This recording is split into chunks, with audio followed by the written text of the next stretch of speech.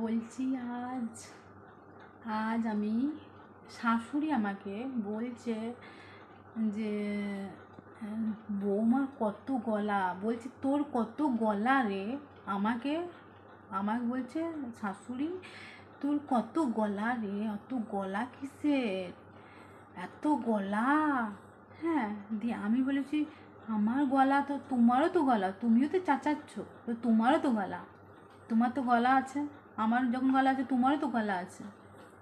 ব্যাস এই কথাটা বলেছি বলে আমার বর আমার চুলের মুঠি ধরে টেনে ছিঁচড়ে বাইরে নিয়ে গেল, প্লাস ওর আগে আমার ছেলেকে মেরে অবস্থা খারাপ করে দিয়েছে।